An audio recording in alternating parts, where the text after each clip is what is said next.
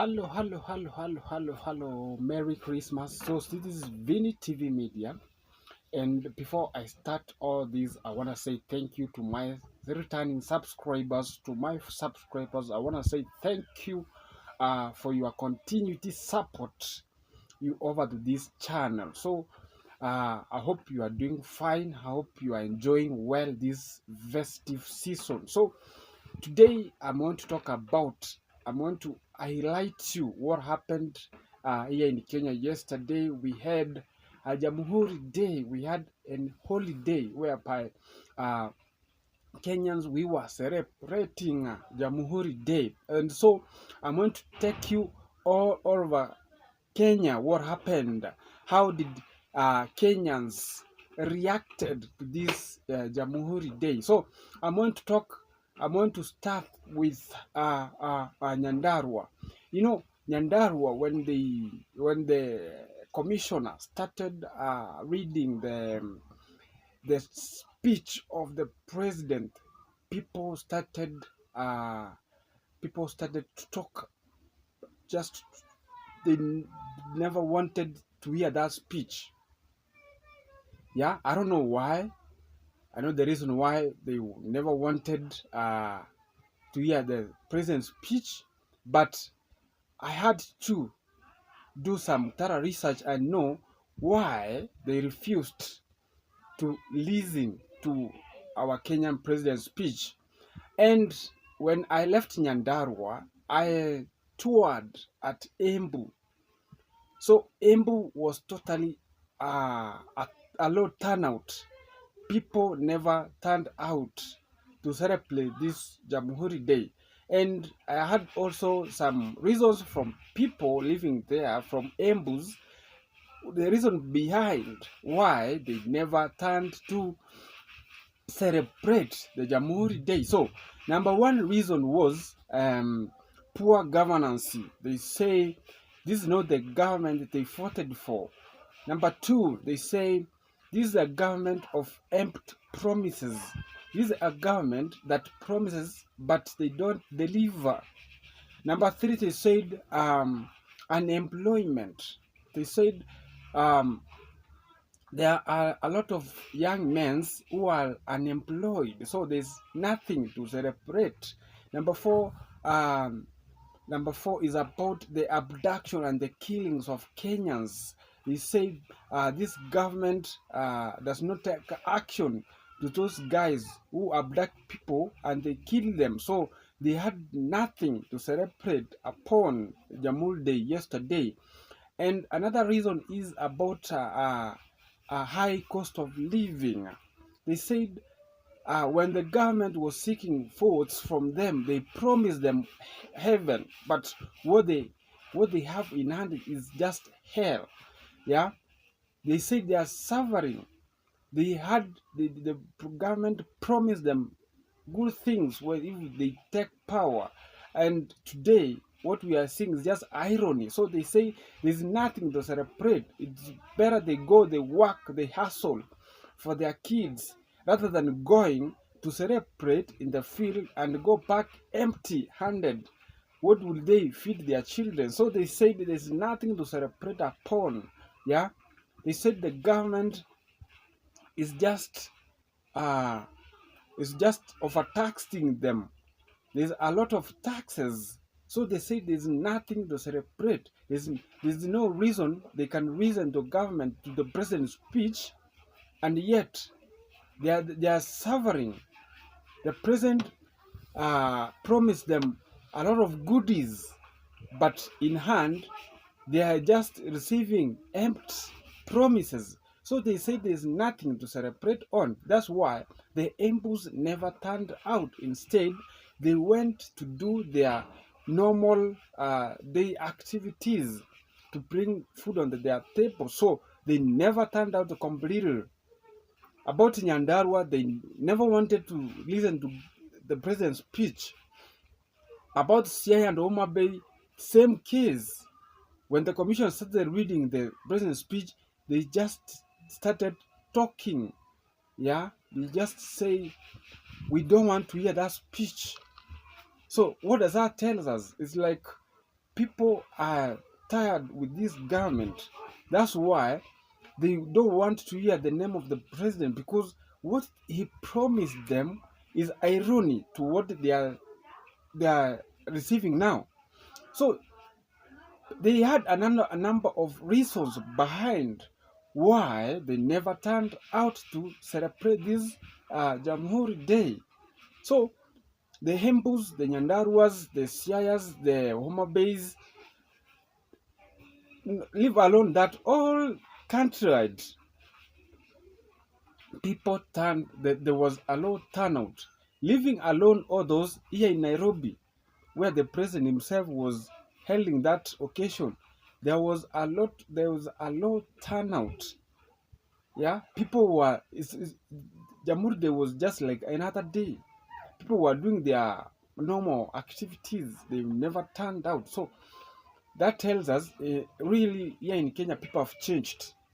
It's not like sometimes back whereby people, when there was celebrations, people have to come.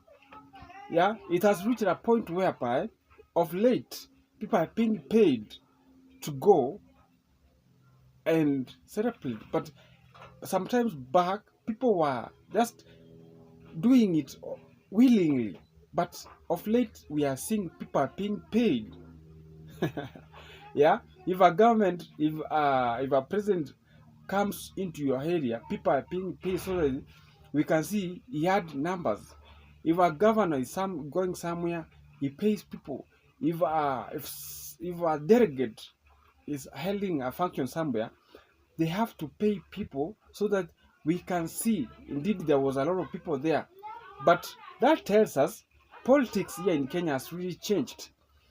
People have just woken up. Yeah, watu wameamka wamesema yenyewe real we are suffering. There's nothing tunasherekea. Tunasherekea nini ambapo na hii serikali inatukandamiza? High cost of living. Yeah, poor governments. Yeah, we have abduction and killings, overtaxing. Yeah, so people are saying there's nothing to celebrate on. Rather we do our hustle so that we can bring food onto the table. So that's the reason why people of Nyandarua, people of Siaya, Homa Bay, Embu, their turnout was very low. And according to the case of Homa Bay and Siaya and Nyandarua, they never wanted to hear the president's speech because they said he has lied to them a lot. He goes there, promises after promise, promise after promise, but they don't see those promises delivered.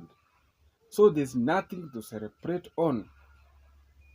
So I don't know what the president is going to take, what action is he going to take so that he can bring back their trust, so that he can bring his trust to people of Kenya. Because it's not like, people say it's politics. Now we are not saying it's not politics, man. Because how, if it's politics, then we can say it's politics, but what we are seeing on the ground is totally different. Watu wameamua wamesema hapana. High cost of living, overtaxing, unemployment, empty premises, people are being evacuated, their properties are being demolished. So they have nothing to celebrate on. How can you celebrate when the government is just overtaxing you? When the government is just raising the essential of food commodities, how will you celebrate? So those are the reasons behind there was a lot turnout everywhere here in Kenya yesterday. People had a lot to say. They said we have nothing to celebrate upon. This is the government we voted for, but what we are receiving is just ironic to what we fought for. So we have nothing, absolutely nothing to celebrate on. So my humble request to our Kenyan president is just please go back to your drawing board. See where the rain started pitting you. Yeah, you have to do what we call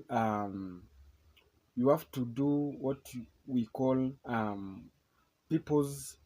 You have to go and talk with people.